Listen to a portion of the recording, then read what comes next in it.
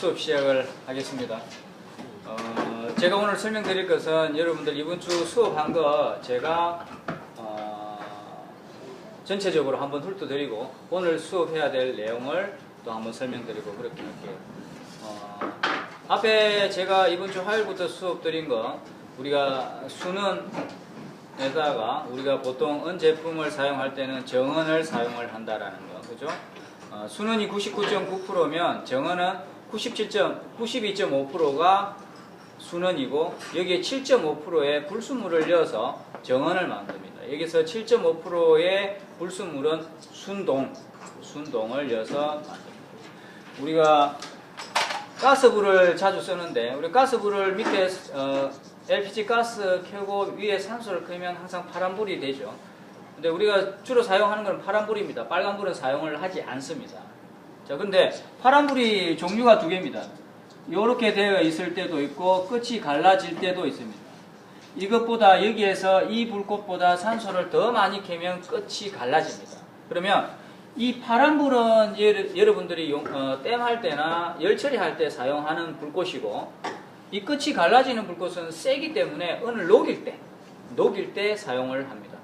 이 불 크기는 작은 제품을 사용할 때 작게 쓰고 큰 걸 살 때는 큰 제품을 땜할 때는 크게 쓰는 그 용도의 차이고 은을 녹일 때는 반드시 끝부분을 갈라지는 불꽃을 사용해서 사용을 하시면 됩니다. 그리고 나서 도가니에 두 개를 넣고 은하고 순은하고 불을 넣고 녹이면서 어느 정도 녹고 나면 골판에다가 여러분들이 긴 선재를 원하시면 긴 쪽에 넣어야 되고 짧은 넓은 판을 원하시면 넓은 쪽에 먼저 넣어야 되겠죠. 그러니까 녹이기 그 골판에 붓기 전에 골판이 너무 차가 있으면 안 되니까 골판에도 약간의 열을 준 다음에 초치를 약간 해서 부으시면 잘 떨어지고 만일에 골판에 열이 되어 있지 않은 상태에서 부어버리면 바로 거기에서 너무 뜨거운 것과 차가운 것이 부딪히기 때문에 타닥타닥 튈 확률이 있습니다. 그러니까 여러분들 잊지 마시고 골판에도 열을 조금 준 다음에 초치를 하고 나서 하면 은 덩어리가 하나가 발생합니다. 자, 그리고 나서 여러분들이 저기서 단조망치로 단조 작업, 그러니까 이런 형태의 은 덩어리가 생겼다면 여러분들이 롤러 작업을 하기 전에 단조망치로 중간에서 요렇게 한번 치고 또 여기서 요렇게 이쪽으로 한번 치고 또 반대로 디벼서 이렇게 한번 치고 이렇게 한번 해서 롤러에 들어가기 전에 안전한 길이로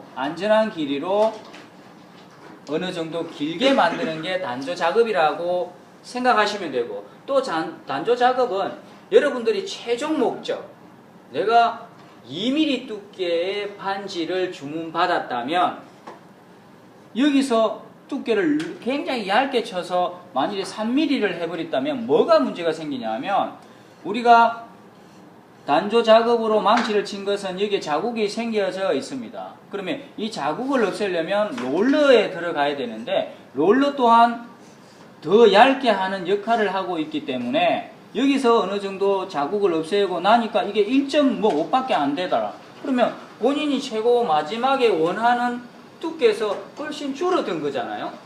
그것뿐만 아니라 여러분들이 오늘 지금 반지 형태를 만들어서 이렇게 땜을 해서 줄질을 하고 연마 작업을 하고 나면 여기 또한 두께가 얇아집니다. 그러면 최종 내가 롤러 작업을 하고 연마 작업을 하고 광택 작업을 했을 때 날아가는 표면에서 날아가는 해리를 계산해서 단조망치에서 어느 정도 멈추셔야 돼요.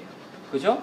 최종 2mm거든요. 그래서 여기서 적당하게 멈추면 롤러 작업을 해가지고 완전한 평평한 두께를 맞추십니다. 그리고 나서 여러분들이 이제 절단 작업을 하셔야 되는데 우리가 톱대를 사용할 때 주의해야 될 게 톱날은 날이 여기에 있습니다. 물론 제가 실무에서는 이렇게 밀면서 이렇게 힘을 쓴다라고 되어 있는데 그게 제가 왜 그럴까라고 생각해 보니까 제가 배우기는 우리가 사람이라는 게 땡길 때 힘을 주기 때문에 날이 이렇게 되어 있어야 되거든요. 근데 가만 생각해 보니까 철 작업하시는 분들이 셋톱을 밀 때, 자를 때는 이게 밀 때 힘을 주거든. 예, 그래서 실무에서는 이거 반대로 끼워서 쓰는 거 아닌가라고 생각하는데, 그게 상관없이 여러분들은 톱날이 아래의 방향으로 오게끔 해서 보통 앉아서 이렇게 하면 힘을 많이 주니까 천천히, 그러니까 톱대가 이렇게 있으면 전체를 다 쓰게끔 요 안에만 왔다 갔다 하지 말고 전체를 천천히 왔다 갔다 하게. 이 톱날은 공장에서 찍어내기 때문에 처음 새날이라고 해서 다 새날은 아닐 수도 있습니다. 그러니까 내가 옛날에 써보니까 이렇게 슥슥슥슥 잘 나가구나. 근데 어떤 거는 새날이라고 썼는데 잘 안 나가면 그걸 빨리 빼서 버리고 또 새날을 쓰셔야 됩니다. 예. 그리고 이 톱날은 부러질 때까지 쓰는 건 아니에요. 이게 어차피 마모되기 때문에 잘 안 나가면 또 새 걸로 교환해서 쓰시면 돼요. 하는 방법은 정면에서 봤을 때 처음에는 45도로 긁고 나서 그 다음에 어느 정도 하면 여기에서 90도로 이렇게 쫙 나가시면 됩니다.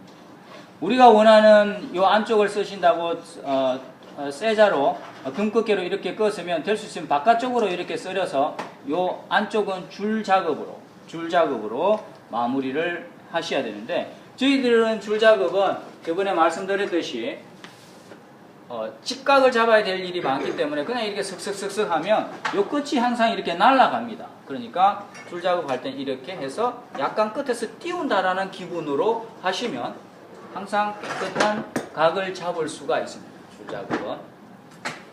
그리고 나서 정말 중요한 거 땜 작업이 있는데, 여러분들이 반지를 이렇게 만들어서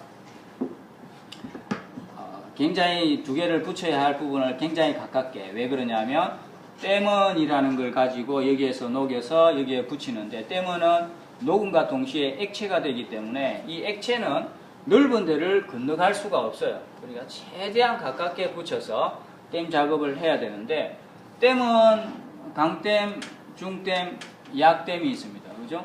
강땜은 70%가 순원이고 중땜은 60%, 약땜은 50%. 그러니까 순원이 많이 들어가면 들어갈수록 조금 더 높은 온도에서 녹기 시작을 합니다. 자, 그런데 저희들은 보통 중땜을 많이 쓰죠. 근데 중땜 그러면 선생님 이거 약땜은 더 낮은 온도에서 녹을 거도 빨리 녹으니까 약땜 쓰면 더 좋은 거 아닌가라고 생각할 수도 있는데, 약땜은 요 50%가 불이하고 아연입니다. 그러니까 불순물이 더 많이 들어가 있기 때문에 약땜을 하고 나서 반지를 강을 내보면 이 땜한 부분이 약간 노랗게 표가 납니다. 표가 나요. 그러니까 너무 약땜을 쓰려고 하지 마시고 중땜, 강땜을 이상으로 쓰시면 광내에서도 이런 표가 적습니다. 그러면 하는 방법은 땜은 깨끗한 쪽으로 흐릅니다. 땜은. 그리고 땜은 열이 많은 쪽으로 흐르게끔 되어 있어요.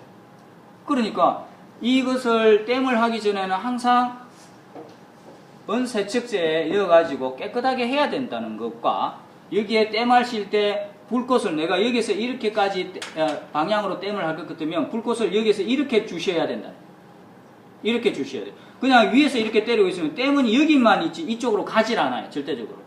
그러니까 내가 여기서 이까지 붙이려면 불꽃 방향을 이렇게 주셔야 땜은 이렇게 길을 따라 흐릅니다. 자, 그리고 저희들은 은을 가지고 땜을 하기 때문에 A와 B 붙어 있는 것 같지만 A와 B는 떨어져 있기 때문에 이쪽 온도와 이쪽 온도가 똑같아야 됩니다.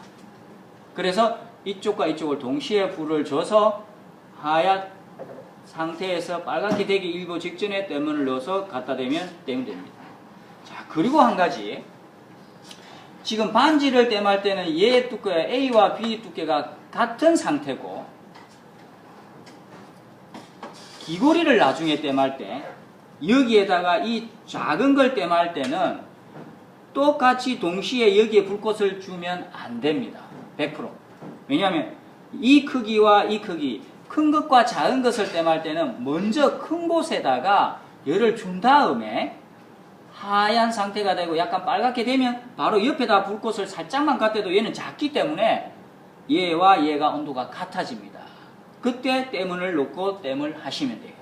그래서 똑같은 두께를 땜할 때와 큰 거와 작은 거를 땜할 때는 다르다. 그죠? 큰 거에 열을 준 다음에 작은 거에 약간만 열 줘서 땜을 할 수 있도록 하시면 돼요. 아시겠습니까? 자, 그리고 나서 어느 정도 형태가 만들어지고 나면 여러분들은 여기 땜한 자국이 있습니다. 그러면 이쪽을 줄질을 하셔야 되는데 우리가 이쪽 부분은 롤러에서 나왔기 때문에 롤러 작업을 한 뒤에는 절대 쇠망치나 이런 걸로 여기에 대면 안 됩니다. 자국이 생기니까. 그러면 우리가 롤러에서 나온 재료는 무조건 나무 망치를 이용을 하셔야 돼요. 나무 망치를. 그죠? 자, 그러면 여러분들이 줄질을 하실 때도 거친 줄하고 고운 줄이 있는데 여기 좀에 올라온 부분은 거친 줄로 요 부분만 살짝 이쪽 면과 이쪽 면이 같게 한 다음에 고운 줄로 이 전체를 똑같은 질감으로 힘을 뺀 다음에 줄질을 해서 면을 깨끗하게 맞추습니다. 그리고 나서 기금속에 있어서 금속에 있어서 광택이라는 것은 우리가 신발에 구두약을 칠해서 광택이 나는 것과는 다릅니다. 표면을 깎아내는 거거든요. 그러니까 이 줄질 하실 때도 너무 많이 깎아낼 필요가 없습니다. 그러면 어느 정도 질감이 맞추고 난 다음에 저기 가면 핸드피스 바라는 게 있습니다. 이 바라는 게 있어요. 여기에 보면 크롬 성분에 고무 성분이 묻어 있어요. 크롬 가루가 이 안에 들어가 있습니다. 그러면 이것 또한 여러분들이 고운 줄질로 한 것보다 더 곱게 면을 깎는 거예요. 계속 깎아내는 겁니다. 계속 해리가 발생하는 거예요. 근데 줄질 작업으로 여러분들 책상에서 줄질 작업으로 했던 은가루는 다시 회수를 할 수 있습니다. 자석을 가지고 쇳가루를 회수를 하면 그 은가루는 다시 녹여서 다시 쓸 수 있는데 이 핸드피스 바에 작업을 한 은가루는 이 크롬 성분이 비철 금속이기 때문에 자석에 붙지 않기 때문에 회수가 안 되니까 여기서 작업한 다음에 줄질 작업한 다음에 저기서 한 바퀴 싹 돌려봤을 때 이거 굉장히 깊은 스크래치가 있으면 핸드피스 바로 계속 날리면 날아갈 수 있지만 그만큼 많은 가루가 회수되지 않겠죠.